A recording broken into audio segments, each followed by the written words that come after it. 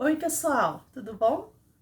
Mais uma terça, mais um vídeo, mais uma palavra compartilhada, mais uma mensagem que tem o objetivo de renovar sua fé, renovar suas esperanças, que tem o objetivo de compartilhar um pouco da palavra de Deus para quem não conhece ainda, para quem já conhece, que gosta de se dedicar, de ouvir a palavra de Deus, de meditar sobre as promessas que Deus tem pra gente aqui na sua palavra, no seu evangelho. E hoje eu queria conversar com vocês a respeito daquelas bênçãos que às vezes a gente fica com medo de perder, fica com medo de não fazer, de fazer alguma coisa errada ou de não fazer o suficiente. E aí a gente pensa, nossa, se eu não fizer isso, eu vou perder essa bênção, né? Eu tenho orado tanto por isso, o que será que eu tenho que fazer para que isso se concretize na minha vida? Que ajuda será que eu tenho que dar para Deus para que Ele concretize isso na minha vida? E deixa eu te falar uma coisa. A bênção que Deus tem para você, aquela bênção na qual Ele já colocou uma etiqueta com o seu nome, Ele não vai dar para ninguém. Não se preocupe. E vai chegar nas suas mãos no tempo certo. Quando você estiver preparado para receber aquela bênção e não perdê-la e não deixar ela escorrer pelos seus dedos. Porque se Deus nos dá uma bênção e a gente não está pronto ainda, é isso que acontece muitas vezes. A bênção, ela escorre pelos nossos dedos e a gente perde a bênção e a gente desperdiça a bênção. Mas não se preocupe. E eu vou usar dois exemplos da Bíblia que eu gosto muito, né, de relacioná-los com isso, né, para mostrar que quando Deus tem algo pra gente, a gente não precisa ficar com medo, nem do tempo, nem do ambiente, nem se a gente vai conseguir ajudar Deus. Deus vai fazer, independente de nós, né? Ele vai provar que Ele está cuidando daquilo que Ele tem para nós. E o primeiro exemplo que eu queria falar hoje, até cronologicamente na Bíblia, é o exemplo de José. Eu vou contar rapidamente, não vou ler na Bíblia a história de José para não ficar muito longo, mas eu vou contar rapidamente a história de José para vocês. José era filho de Jacó, que teve o nome mudado para Israel, né? Um personagem muito importante da Bíblia. E José, ele era o penúltimo filho de Jacó. Eu já contei aqui para vocês a história de que Jacó trabalhou 7 anos para se casar com Raquel, e aí no dia do casamento o pai de Raquel enganou Jacó e deu Lia, que era a filha mais velha, para a noite de núpcias. E aí no dia seguinte da noite de núpcias, Jacó descobriu que tinha tido a noite de núpcias, né, com Lia, e ele não gostava de Lia. E aí o pai dela falou, não, ele tinha trabalhado 7 anos para se casar com Raquel, no fim das contas ficou com Lia, e aí o pai falou, não, agora você vai ter que trabalhar mais 7 anos para ficar com Raquel. E aí, mas aí a Raquel, ele já casou com ela de imediato, e aí teve que trabalhar mais 7 anos. Então a Bíblia fala que Raquel era o grande amor da vida de Jacó. Mas ele só teve 2 filhos com Raquel, né? E foi inclusive os filhos mais jovens dele, porque ela demorou muito para engravidar, ela era estéril, ela ficou muitos anos, né, vendo Lia ter filhos, vendo as concubinas terem filhos de Jacó, e ela só foi engravidar já bem depois. E ela teve 2 filhos, o filho mais velho era José, esse era a grande paixão de Jacó, né, era José. E depois ela teve Benjamim, e Benjamim ela morreu no parto. Então, José sempre foi o preferido de Jacó. E a Bíblia fala que quando ele tinha por volta de 16 anos, ele teve 2 sonhos. No primeiro sonho, ele sonhava que ele via 12 feixes de trigo, ou seja, ele e os seus 11 irmãos, Jacó teve 12 filhos, tá? Que são as 12 tribos de Jacó. Cada filho foi um patriarca das tribos de Jacó, ou das tribos de Israel. Eu tô meio ofegante, eu tô com uma crise de rinite, o clima mudou aqui em Goiânia, começou a chover no final de semana, e aí eu sou meio alérgica a isso, então vocês me desculpem aí, eu tô meio bugada hoje, meio fungando. Então, José, ele teve esse sonho. No sonho ele via 12 feixes de trigo, e dos 12 feixes de trigo, 11 se curvavam para um feixe que era o feixe dele. E ele contou para os irmãos, e os irmãos tinham muito ciúme de José, porque sabiam que ele era o preferido do pai. Então ele tinha irmãos bem mais velhos do que ele, né? Porque A mãe dele, Raquel, foi ter filhos já filhos da velhice, né, de Jacó. Jacó já era velho quando José e Benjamim nasceu. Então os irmãos já não gostavam de José.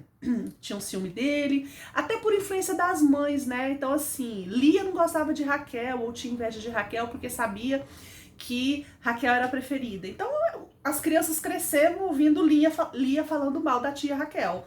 Ah, porque aquela ali é uma metida, né? Porque ele gosta mais dela, porque ela se acha melhor do que todo mundo.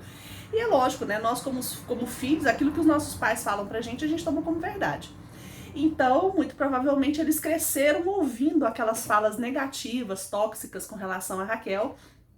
E aí não gostavam nem de Raquel, nem dos filhos de Raquel. Então tinham inveja de Jacó, de José principalmente, porque ele era o preferido.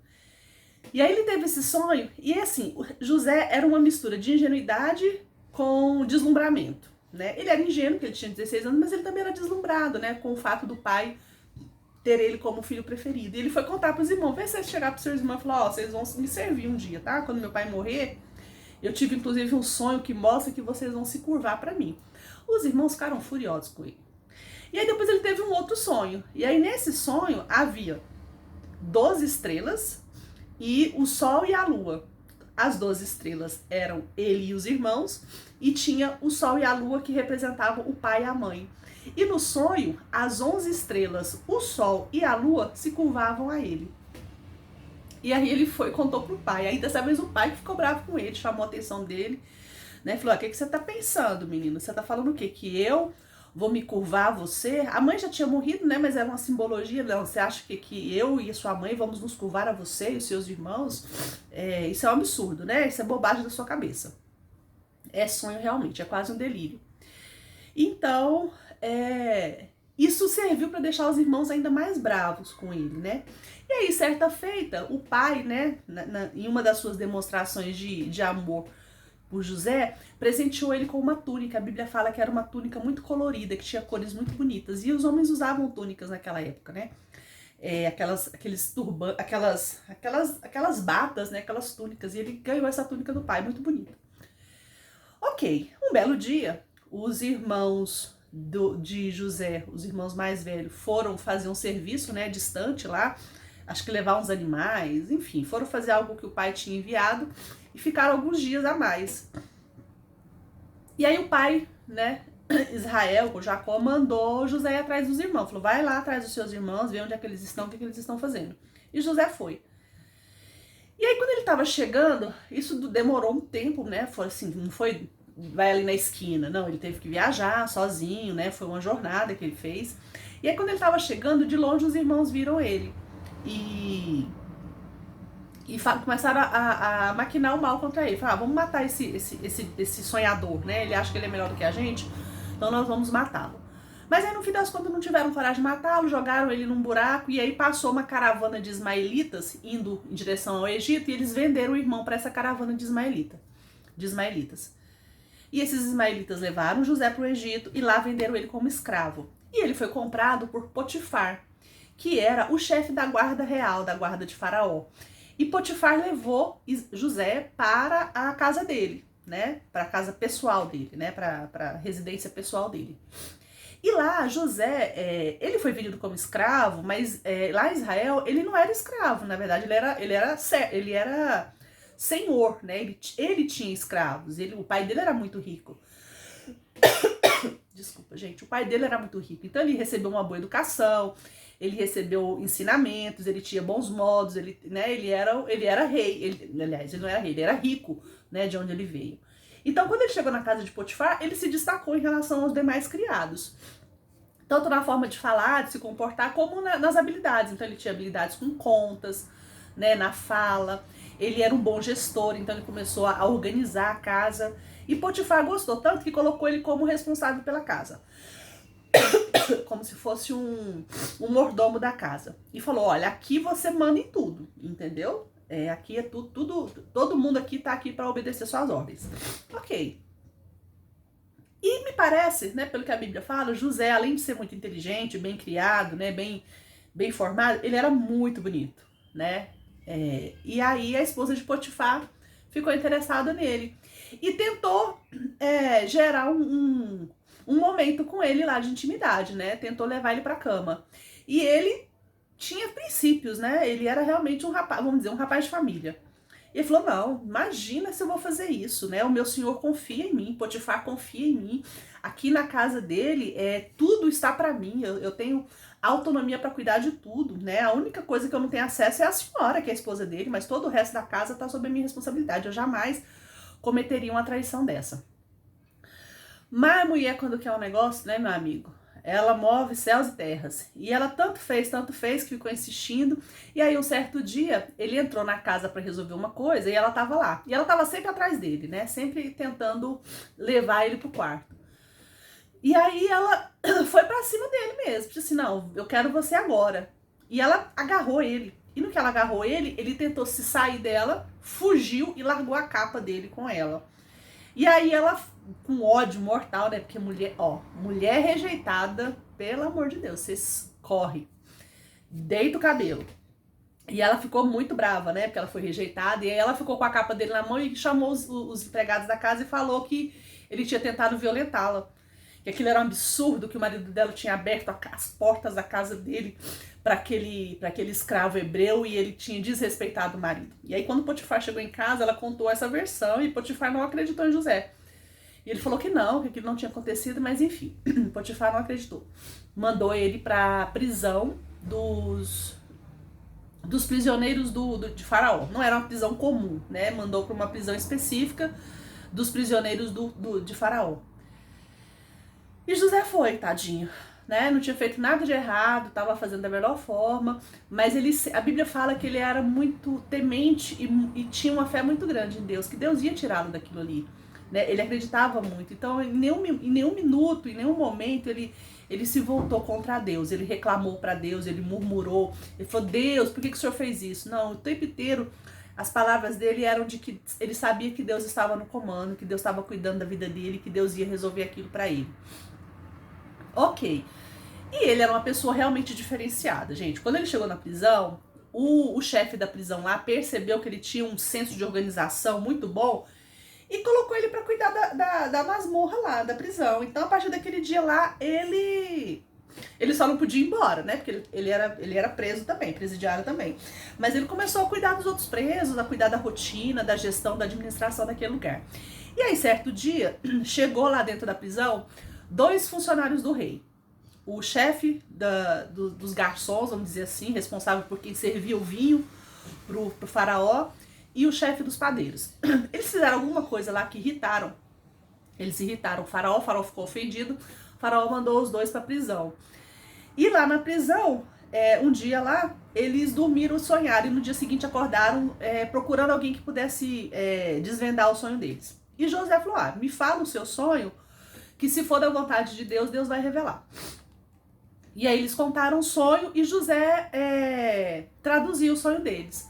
O chefe dos garçons, a tradução de José contava para ele que daqui a 3 dias ele seria restituído ao cargo dele, né? Que Faraó ia buscá-lo de volta. E a tradução do sonho do padeiro, do chefe dos padeiros, é que depois de 3 dias ele seria morto, seria executado pelo faraó. E foi exatamente isso que aconteceu. E aí quando o chefe dos garçons, né, foi chamado de volta ao faraó, José falou assim, quando você estiver com o faraó, lembra de mim, eu tô aqui injustamente, eu não fiz nada, né? Eu fui caluniado. Então se você puder falar bem de mim pro faraó, faz isso. Desculpa. E aí o cara foi feliz da vida, nunca mais lembrou de José. José ficou lá, né, abandonado na prisão. Ficou só 13 anos. Tá bom pra você? Né? Você fez o bem, você fez aquele curso, você mandou aquele currículo, né? Você participou daquele processo seletivo, você fez aquele MBA, se preparou. Você conheceu aquela pessoa que falou que ia te apresentar pro diretor daquela empresa ou que ia te ajudar naquele negócio. E você falou, nossa, agora vai, né? Agora vai. Nesse agora vai aí se passaram 13 anos. E José ficou 13 anos perseverando. Ele não murmurou, ele não reclamou, ele não negou a Deus, né? Ele ficou 13 anos fazendo o melhor dele. Ele ficou 13 anos sendo preparado para aquilo que viria. Ele ficou 13 anos Mas durante esses 13 anos ele teve uma boa atitude. Ele não ficou 13 anos bebendo, reclamando, ai, Deus me abandonou, eu vou entrar na bebida, eu vou entrar no jogo, vou começar a brigar aqui dentro. Não, ele ficou 13 anos mantendo a sua postura de servo de Deus. Durante os 13 anos ele continuou dando exemplo de como é um servo de Deus. Durante 13 anos ele continuou tendo um bom comportamento, mesmo apesar de ter sido esquecido, abandonado, vendido pelos irmãos, ter sido injuriado pela esposa de Potifar, ter sofrido todas as injustiças. Ele se manteve numa boa atitude, numa boa postura nesses 13 anos. E aí, um belo dia, Faraó acordou desesperado com o sonho que ele tinha tido. Né, um sonho muito estranho, e ele chamou as pessoas lá, né, os adivinhos que viviam no castelo, e esses adivinhos não conseguiam decifrar esse sonho. E aí, o chefe dos garçons lá do Faraó se lembrou dele. Falou assim, ó Faraó, quando eu tava preso, né, quando Vossa Excelência enlouqueceu o cabeção e me mandou lá pra prisão, né, por nada, por uma bobagem, eu tive um sonho, eu e o padeiro tivemos um sonho lá, e um preso judeu que estava lá, um hebreu, um jovem hebreu, ele conseguiu adivinhar o nosso sonho. Ele adivinhou e aconteceu como ele tinha dito. Eu fui restituído ao meu cargo, né, de garçom do rei real, do faraó, e o padeiro foi morto. E ele traduziu direitinho. Aí o faraó falou, então manda trazer esse menino aqui pra mim. E mandaram pegar Josué lá na prisão, deram um banho no Josué, né, porque afinal de contas ele seria apresentado ao faraó, que era um dos principais monarcas da época, né, das pessoas mais importantes do mundo, né, naquela época. Então prepararam José, deram um banho nele, depilaram ele, né, porque eles eram contra pelo, então depilaram ele, colocaram uma roupa egípcia nele, né, todas aquelas... E deixaram ele a caráter para ser recebido por Faraó. E aí Faraó contou o sonho, né, o Faraó tinha sonhado, ele tinha sonhado com... Primeiro ele sonhou com 7 espigas, né, muito bonitas, muito grandes, muito viçosas. E depois vinham 7 espigas secas e comiam as espigas boas, as espigas grandes. E esse foi o sonho que ele teve. Depois ele teve um outro sonho que passavam 7 vagas lindas, gordas, né, cheias de leite, cheias de carne. E depois vinham 7 vacas magrelas, né, esqueléticas, e comia as 7 vacas gordas. E aí chamou José, contou o sonho e falou assim, olha, eu fiquei sabendo que você consegue adivinhar sonhos, né, que o Deus dos Hebreus fala com você. Ele falou, olha, vamos ver o que Deus tem para falar sobre isso. Então, assim, e Deus revelou a ele. Ele contou, olha, esse sonho significa o seguinte, nós vamos ter, a partir de agora, 7 anos de fartura, de boas colheitas, vamos plantar e vamos ter colheitas excelentes, e após esses 7 anos de fartura, nós vamos ter 7 anos de miséria, de extrema pobreza. Então, e aí o José não ficou só nisso não, ele já engatou no sonho e já deu a solução. Falou, olha, o que o faraó tem que fazer? Durante os 7 anos de fartura, o faraó precisa construir celeiros espalhados por todo o reino, né? E de tudo que for produzido, deve-se tirar 1/5 para ser armazenado nos celeiros. Esse vai ser o armazenamento que vai sustentar o Egito nos 7 anos de miséria, nos 7 anos de seca e de fome.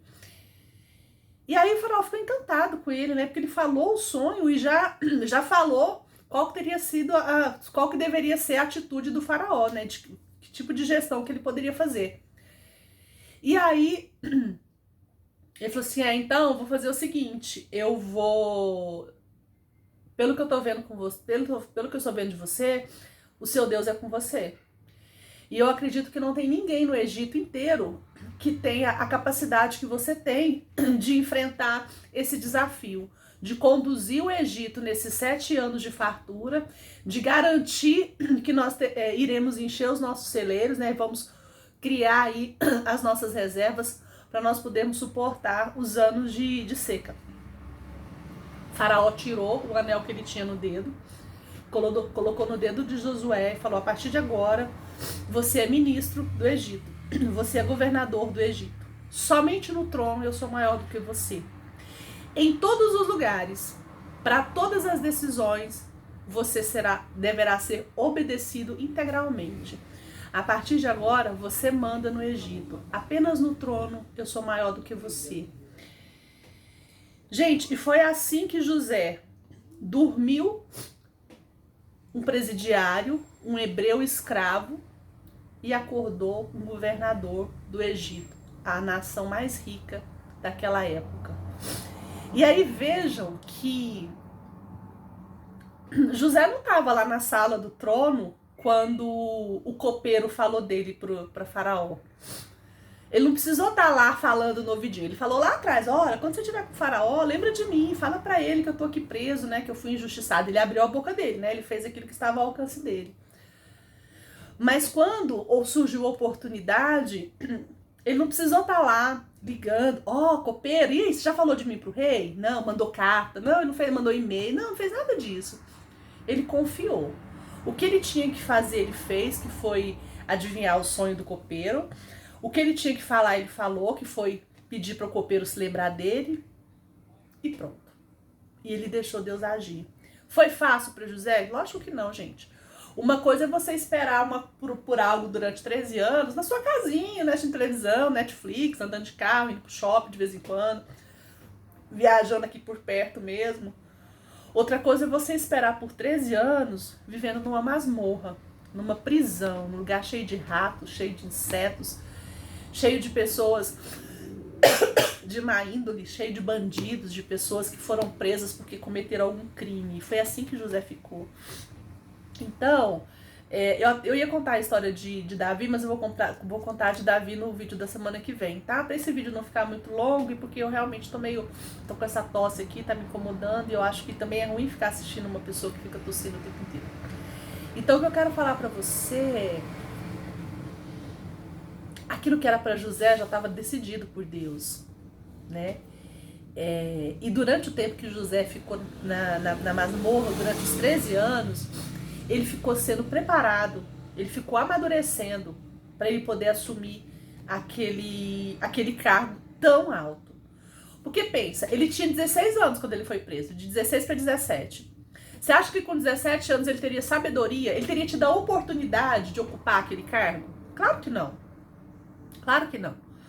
Então, 13 anos se passaram e ele já estava com quase 30 anos, né? Com 30 anos praticamente.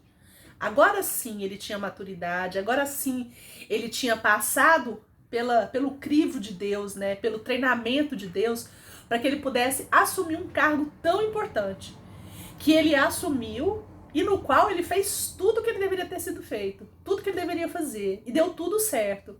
Ele conseguiu...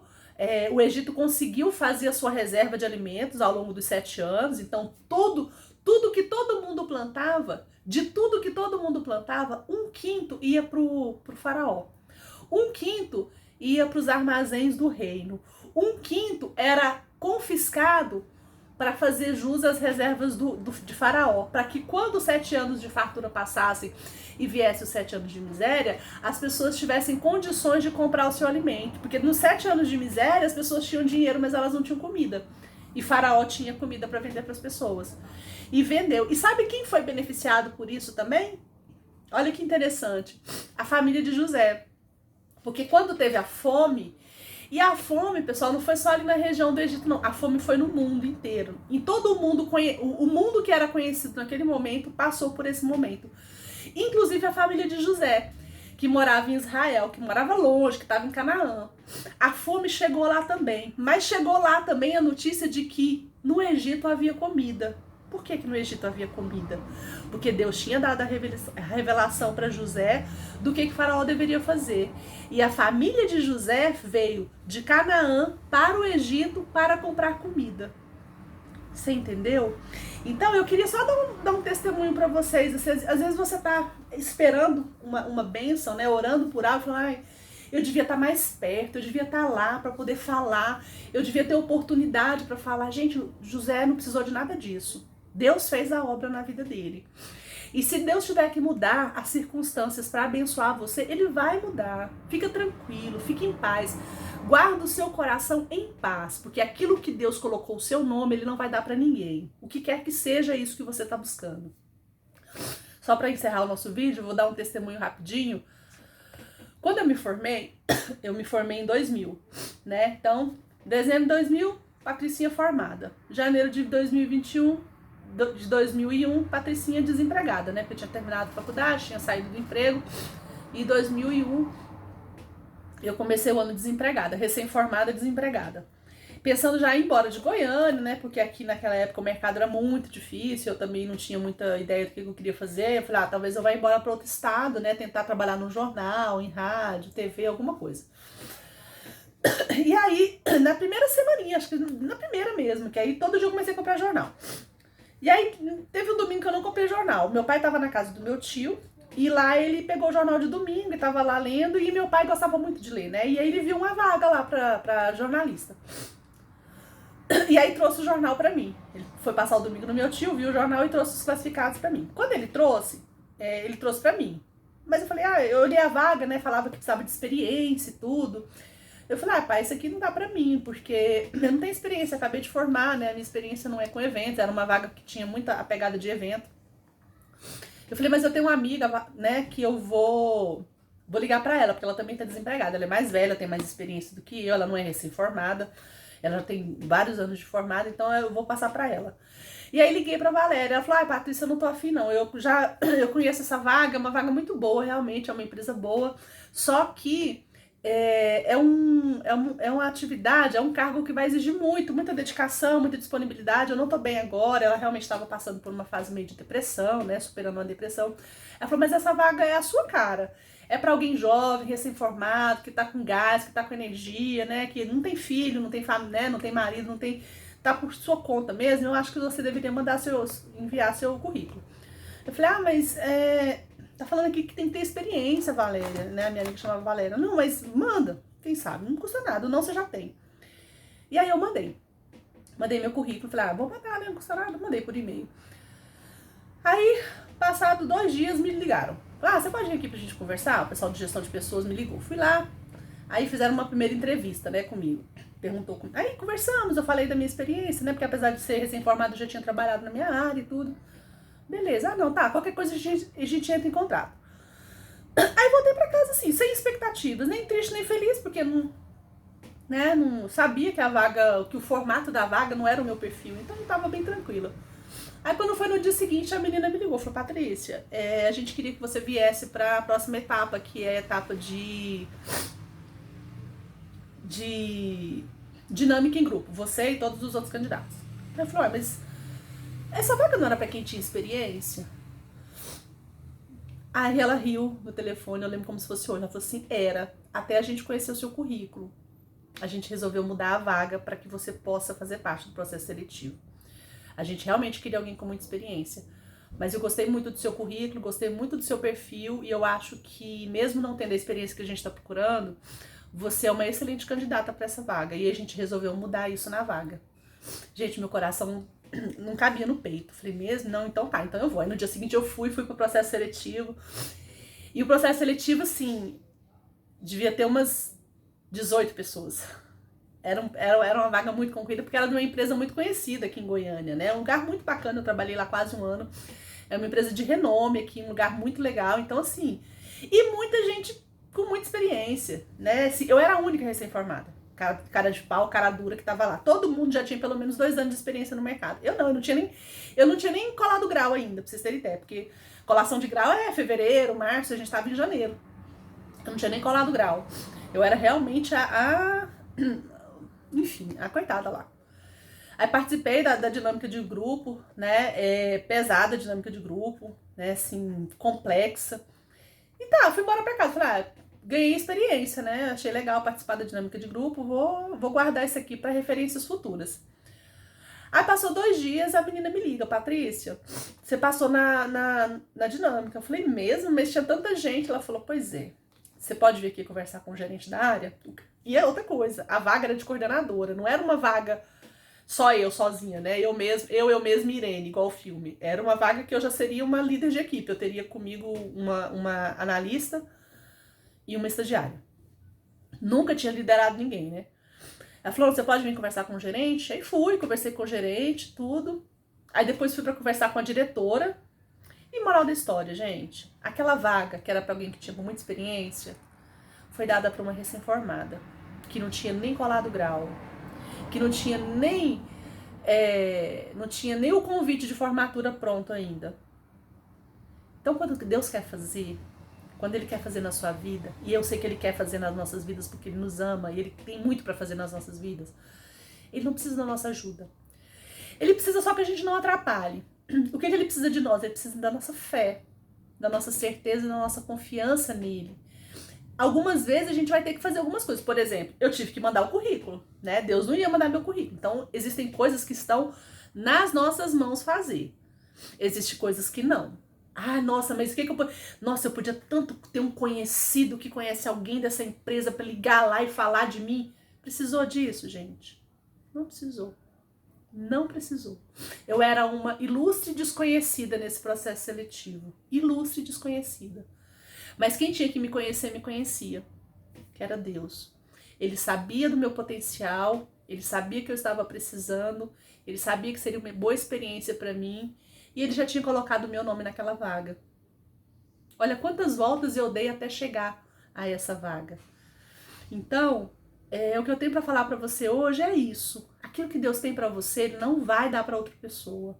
Se Ele não te deu ainda, talvez você não esteja pronto. E aí, se você acha que está demorando, fique pronto logo. Fala, Deus, o que eu preciso aprender ainda para que eu receba essa bênção?